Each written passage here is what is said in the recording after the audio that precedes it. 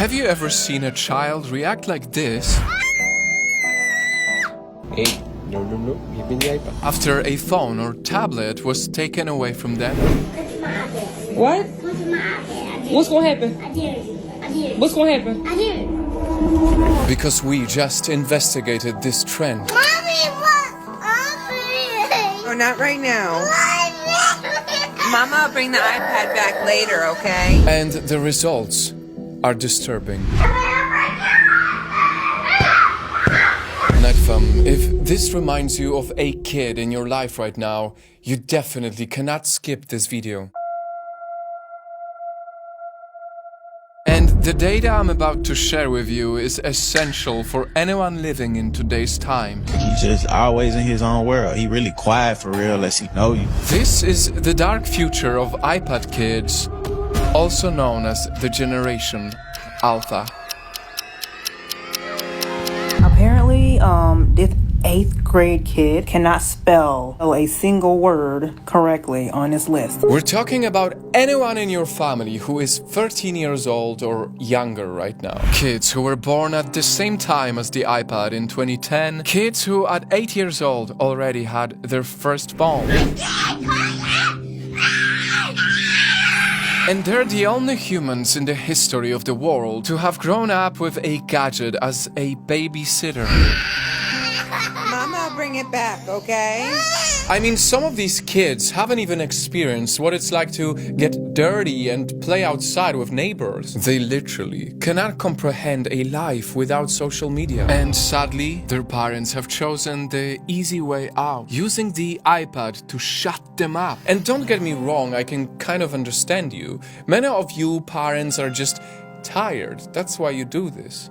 At least I want to hope so. But see, the temporary relief of 5 minutes when you're letting a gadget take care of your crying child has a permanent curse in exchange, and it lasts for a lifetime. And it's important to say that this isn't just my opinion.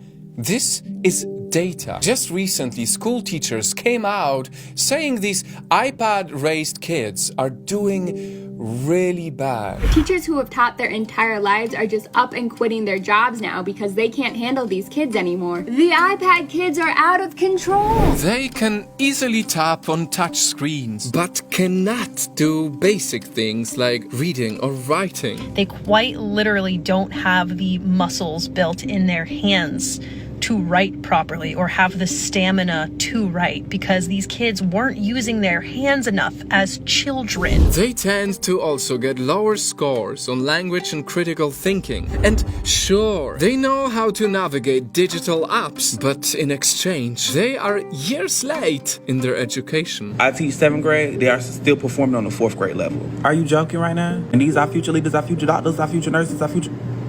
Please. And because many of them were pretty much raised by an emotionless gadget that doesn't care about them, they're growing up to be, well, the same way. Having to teach and work with you guys as children has been the most traumatic experience of my life. They don't respect any authority. You ask them, can you stand in your designated spot? They're telling you no and shut up. They're throwing things at each other. For more data, if your child is getting more than 2 hours of screen time daily, a long-term study has showed that they are likely to have emotional, social, and attention problems. Kids cannot read. They cannot write. They are ill-mannered. Since looking at the screen for a long time limits children's ability to read faces, they get a harder time learning social skills and even empathy. Which leads to kids who might act like this.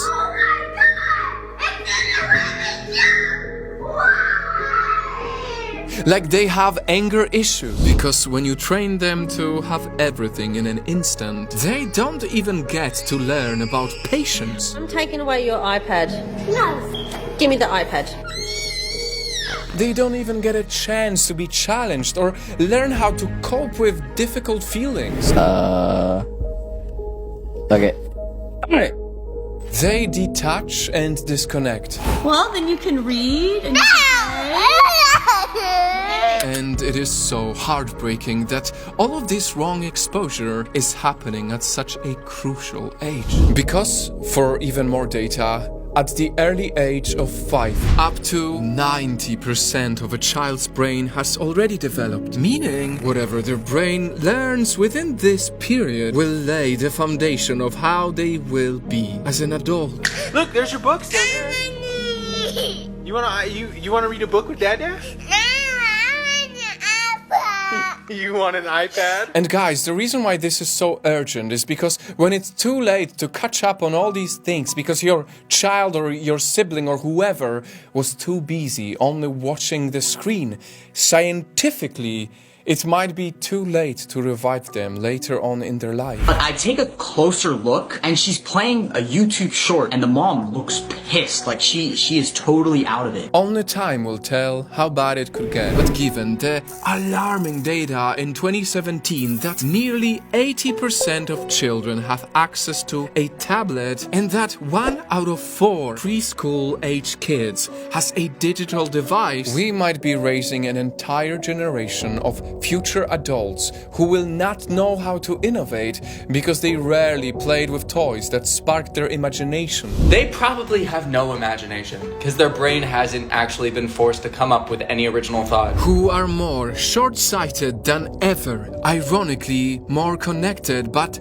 also more lonely and likely untrusting because they have been so exposed to the nasty side of reality through their screens. I mean, do you notice how our Gen Z teens today seem to suffer way more from anxiety, depression, ADHD, dysmorphia, and all the other mental health issues? That so many parents who grew up without iPads, without iPhones, without smart devices, act as if they have no clue what to pull out if they take the iPad away. That's why it's just so ironic because Steve Jobs himself, who created the iPad, once said that he would never allow his own kids to use them. The Apple founder actually would not let his own kids play with computers. Because he himself knew he created an addictive machine that is specifically manufactured for your kids to get hooked. Yes, your kids are being targeted with overstimulation, with YouTube channels like CoComelon, using the brightest colors, flashing lights, and memorable music, all acting like stimulants in children's minds. They won't be able to resist this. They are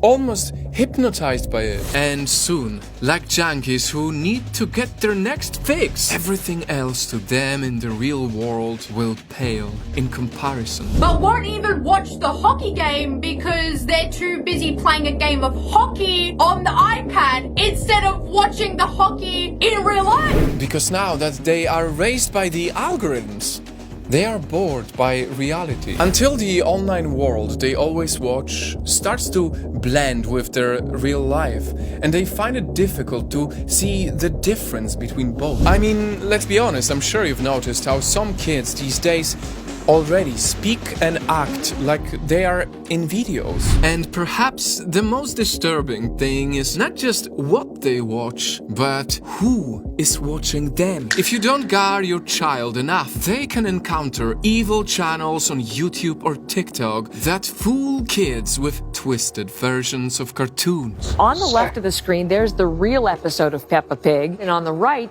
that fake that you're talking about, fear, torturous appearance. If you post your kid's face on social media, it can be free for any creep to view and download. And if you don't monitor what music or shows they consume, they will start idolizing questionable people, normalizing horrible things way too soon. You guys' daughters are twerking at 5. 5! Where's the parenting? But, Nightfam, hearing all of these concerning things, is the problem really with the iPad, or is the problem with the parenting? This will be her first iPad, but she had 3 tablets. Currently on the 3rd one right now, because the other 2 broke. But yeah, moms, what do you all think? I might get it for her either way. Because while these future problems are very real, it's also true that these gadgets do help the kids be smarter too. After all, the iPad is only just a tool. It's all about making sure you use the tool and not let the tool use you. Finally, how can you save your kid from this dark future? It's simple.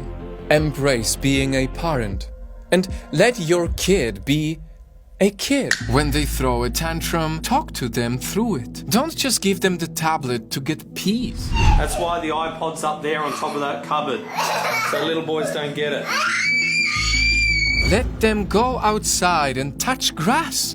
Let them have the same rich childhood you had. Because boredom is really where their creativity can shine. And if you absolutely have to give your kid that iPad, make sure they are at least 3 years old, and please keep it to a minimum until they learn to never look for it anymore. What do you want?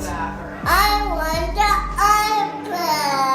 I told you can't have it. Until they finally realize that real life and real experiences will always be way more special. I need everybody else in my generation to promise that we are not going to raise iPad children. Please. Night fam, with an open heart and genuine interest to make this world a better place, please share this video with your friends and family. If you believe that iPad kids deserve a better future. And if we care enough to make this come true, we should start by giving them a better childhood.